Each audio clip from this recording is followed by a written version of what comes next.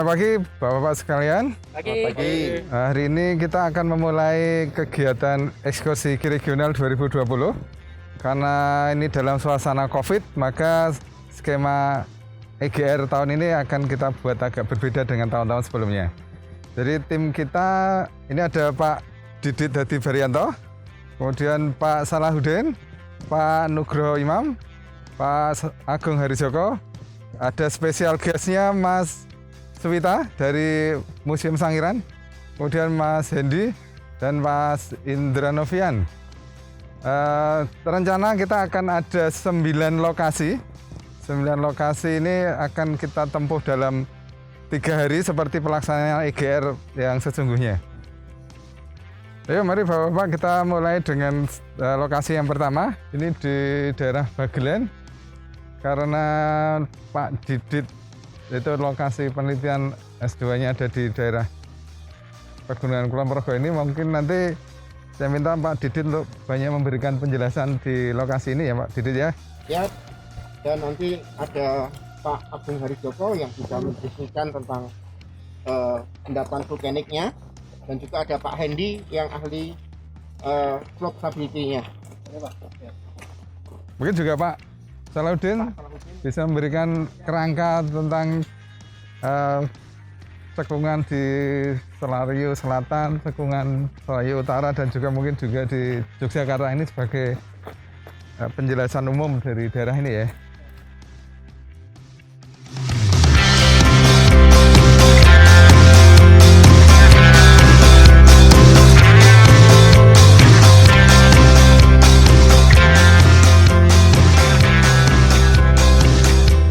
Baik, selamat pagi.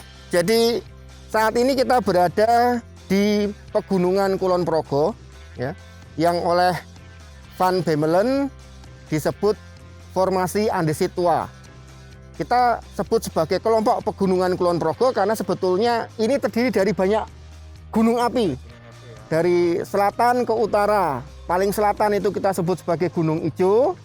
Kemudian ke utara lagi ada 2 gunung. Gunung Gajah sisi barat dan Gunung Gajah sisi timur. Kemudian di utaranya lagi adalah Gunung Menoreh. Jadi Pegunungan Menoreh. Nah, saat ini kita berada di sisi paling selatan dari Gunung Ijo. Jadi ini adalah sisi paling selatan dari formasi andesit tua, ya, yang oleh Van Bemmelen disebut formasi andesit tua. Kisaran umurnya cukup panjang, dari Oligosen sampai dengan Miosen akhir. Kalau dilihat dari kenampakan satelit, kelihatannya gunung yang paling tua adalah Gunung Gajah bagian barat, karena dia ditindih secara morfologi oleh gunung-gunung yang lain.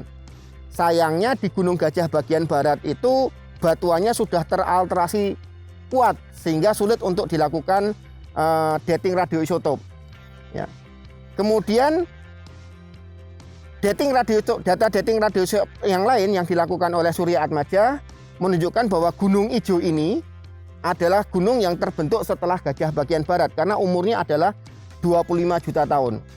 Jadi sudah di akhir Oligosen, ya. Di sini sedangkan dari penelitian paleontologinya di Kaliniten, jadi ada produk sedimen laut di Kaliniten di sisi lereng sebelah timur Gunung Ijo ini, ya, yang menunjukkan umur N3 N4. Jadi itu sudah Oligosen akhir awal Miosen.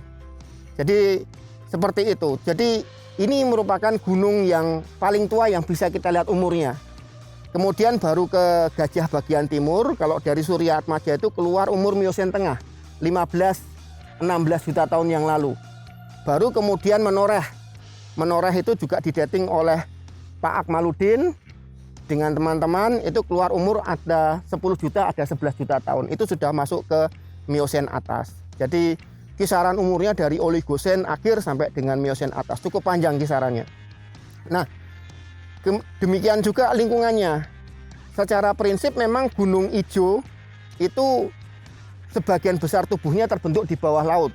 Oleh karena itu, sedimen-sedimen laut menempel pada lereng-lerengnya yang kita sebut sebagai formasi Sentolo. Itu cukup dalam, ya. Jadi yang berumur Miosen Miosen awal tadi itu bisa diketahui dari kenampakan planktiknya yang cukup dominan. Itu menunjukkan laut yang cukup dalam karena dia berada di lereng bawah dari sebuah gunung api. Tapi kalau kita naik ke puncaknya Gunung Ijo, kontak dengan formasi Jonggrangan, formasi di atasnya itu sering kita jumpai paleosoil. Artinya apa? Ada bagian dari tubuh Gunung Ijo yang muncul ke permukaan laut. Sehingga terjadi proses pelapukan dan pembentukan horizon tanah sebelum nanti ketika si levelnya naik lagi itu muncul terumbu karang di atasnya yang kita sebut sebagai formasi Jonggrangan yang lebih muda menumpang secara tidak selaras di atas formasi andesit tua. Nah, formasi Jonggrangan itu umurnya Miosen tengah ya, N9 Miosen tengah. Jadi kalau demikian maka hubungan antara Gunung Ijo ini dengan formasi Jonggrangan adalah tidak selaras. Jadi seperti itu. Nah, tetapi ternyata Gunung Ijo itu tidak semuanya berada di bawah laut. Kalau kita lihat dari kompleks Gunung Ijo ini, walaupun mungkin ini rework dari Gunung Ijonya bukan pada waktu Oligosen terbentuk, karena di beberapa tempat di sini ditemukan fosil Lepidosiklina yang menunjukkan umur sudah masuk Miosen tengah. Ini kita bisa lihat endapan sungai. Nah, nanti Pak Agung bisa bercerita tentang material vulkaniknya. Tetapi endapan sungainya bisa kita lihat. Ini kita punya produk lahar. Kemudian di atasnya ada endapan sungai dengan kenampakan crossbed. Nah, crossbed ini menipis di sebelah sini, menebal ke arah sana. Dan kalau kita lihat progradasi crossbednya, ya, ini menunjukkan bahwa arah alirannya itu bergerak ke arah barat daya.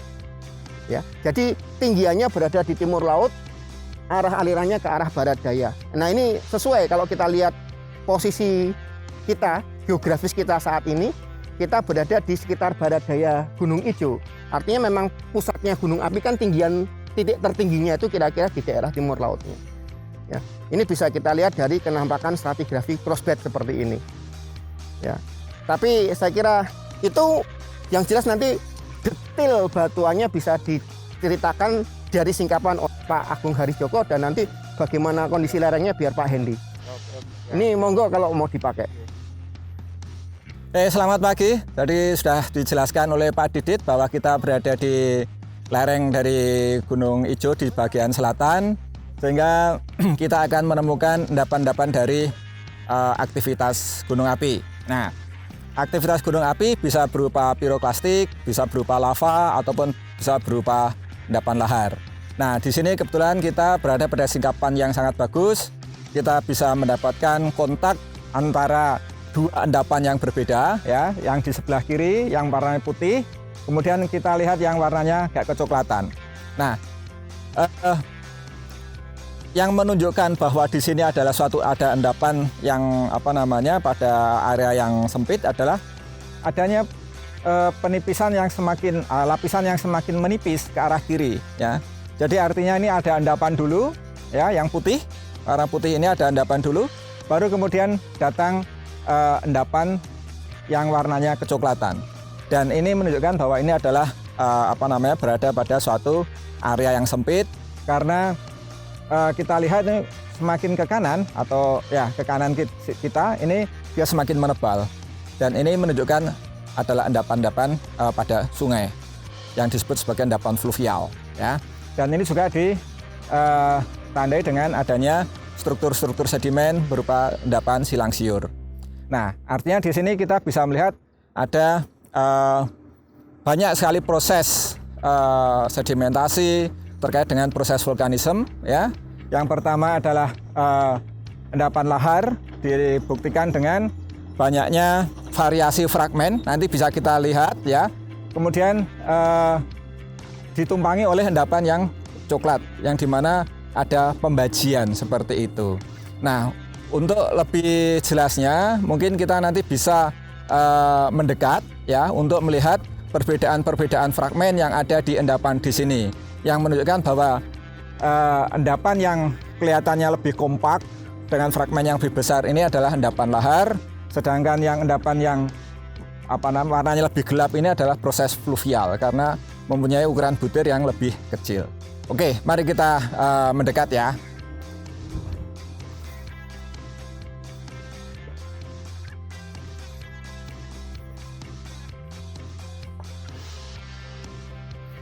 Oke, jadi kalau kita berada di daerah volkanik atau di lereng gunung api, kalau kita bertemu dengan endapan breksi, ada dua kemungkinan, apakah dia endapan piroklastik atau dia endapan lahar. Nah, apa sih yang membedakan endapan piroklastik atau endapan awan panas dengan lahar?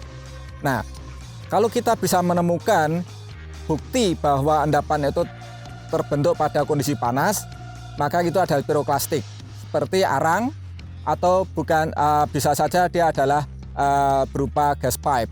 Tetapi karena daerah di sini atau singkapan ini sudah dibongkar, maka bukti-bukti itu sulit untuk kita temukan. Nah, sehingga kita menggunakan data lain yang mungkin tingkat kepercayaannya masih ya di bawah kalau kita ketemu dengan arang atau gas pipe. Nah, salah satu atau ciri-ciri endapan lahar kalau kita lihat dari endapan, apalagi endapan tua, yaitu ada endapan yang bentuknya sudah membundar, ya, beberapa ini sudah kelihatan ini ada membundar. Kemudian bukti lain bahwa ini lahar adalah bahwa lahar biasanya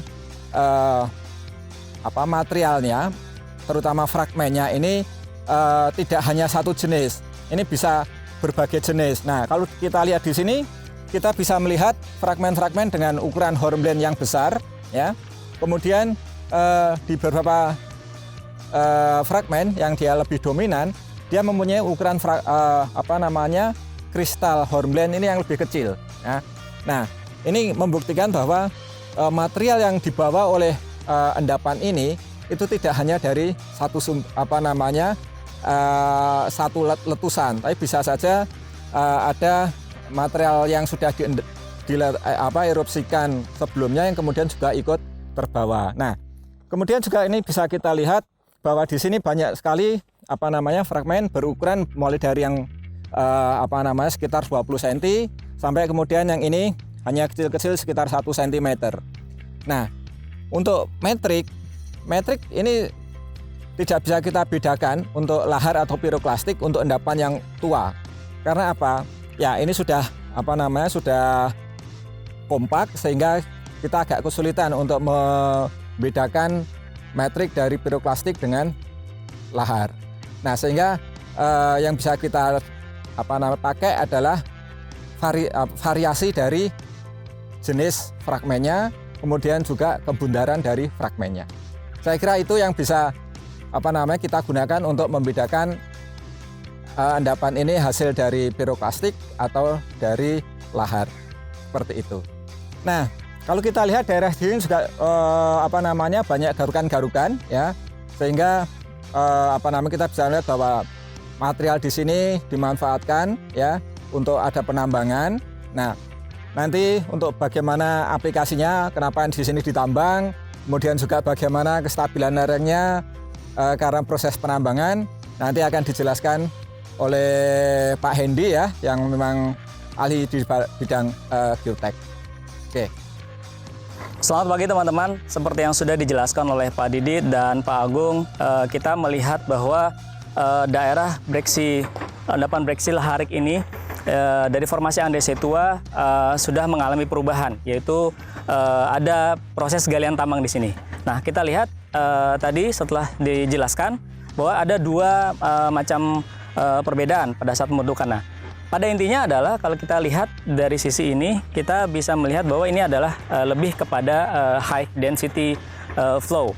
Sedangkan yang di sisi sebelah sana, ya, itu lebih kepada low density flow. Bedanya apa? Bedanya adalah ketika pada saat pembentukan endapan breksi laharik ini adalah ada material dari lava yang dominan di sini, ya, yang lebih dominan dari material. Sedangkan yang di sisi low density ini lebih dominan dari sisi airnya. Bedanya ketika kita melihat dari sisi stabilitas lereng, pembentukan material yang dominan dari sisi airnya di sini dia sudah mengalami kompaksi dan konsolidasi. Sedangkan dari sisi yang high density ini lebih ke materialnya, dia lebih mengalami tidak terlalu terkonsolidasi. Efeknya ketika kita membuka ini untuk galian tambang, ya, efeknya adalah di sini akan terjadi infiltrasi yang tidak seragam. dibandingkan dengan yang sisi yang low density yang sudah terkonsolidasikan dengan sempurna.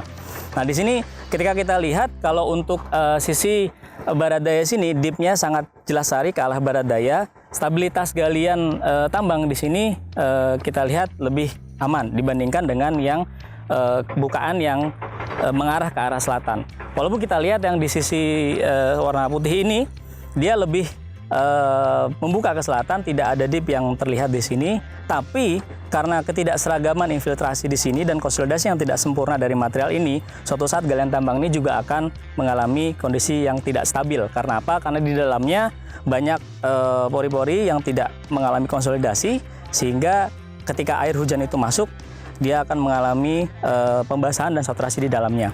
Kalau teman-teman lihat di sini ada semacam guratan-guratan. Ini bukan guratan karena erosi, tapi lebih kepada cerukan dari alat berat. Tapi dengan membuat cerukan dari alat berat seperti ini bisa menjadi jalan untuk terbentuknya proses in-real erosion ketika terjadi musim hujan yang intens. Mungkin 2-3 tahun ke depan cerukan ini akan semakin mendalam karena erosi yang terjadi akibat oleh permukaan air hujan.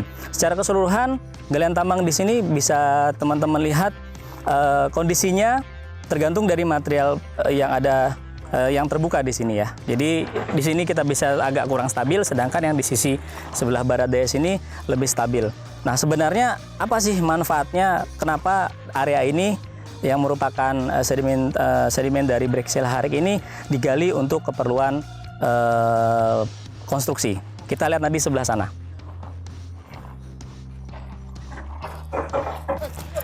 Ketika kita melihat kajian geologi teknik dari suatu tambang, kita bisa melihat dari 2 faktor. Yang pertama adalah lokasi dari tambang itu sendiri, bagaimana kita membuka singkapan dari material daerah tambang tersebut, stabilitas lerengnya seperti apa, pembentukannya seperti apa, sehingga kita bisa menentukan area tambang yang optimal. Yang kedua adalah fungsi dari tambang itu sendiri. Jadi yang dari fungsi dari tambang itu sendiri, sebenarnya material itu yang diambil itu apakah dia untuk kegunaan untuk material konstruksi atau memang untuk material yang sifatnya industri seperti tambang batu bara, nikel dan seterusnya. Nah, untuk area di sini di daerah bagian dari Gunung Ijo ini, kita bisa melihat bahwa yang diambil adalah berupa batuan beku, atau ini adalah bagian dari breksi andesit. Yang kita lihat tadi yang bagian yang putih kuning. Nah, menariknya adalah kalau kita lihat ini sudah dalam bentuk kerikil-kerikil ya, kerikil-kerikil. Nah, menariknya adalah ternyata kalau kita lihat secara amati, secara sesama, kerikil ini bisa dikatakan untuk materi konstruksi dia sifatnya kotor. Kotor itu apa? Karena terlalu banyak es atau debu di sini. Kalau teman-teman sempat belajar tentang es, fly ash dan seterusnya, tidak hanya berlaku untuk batu bara, tapi juga untuk tambang yang sifatnya materi konstruksi.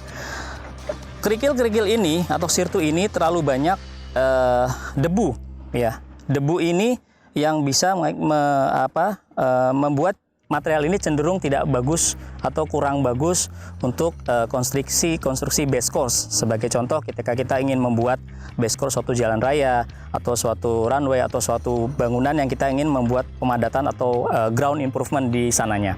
Nah, sehingga kita lihat kenapa di sini banyak sekali bisa dikatakan sirtu atau kerikil ini kotor, banyak debunya. Karena apa? Seperti yang di penjelasan sebelumnya bahwa endapan Breksi Laharik ini terbentuk oleh suatu yang tidak in situ. Dalam artian ini adalah endapan ya. Jadi endapan dalam artian sudah tertransport. Nah, masalahnya transportasi endapan dari material Breksi Laharik ini dalam kondisi yang bisa dikatakan high density, terlalu banyak material di dalamnya dan kering ya, dalam tanda kutip kering ya. Karena hal tersebut tidak ada semacam natural bleaching atau pencucian alami dari material Breksi Laharik ini, sehingga dia hanya tertransport saja dari sumber asalnya, sehingga yang kita lihat di sini terlalu banyak debu. Nah, ketika ini dipakai ya untuk base course improvement ya di suatu material konstruksi, ini akan, kalau tidak dilakukan sorekayasa atau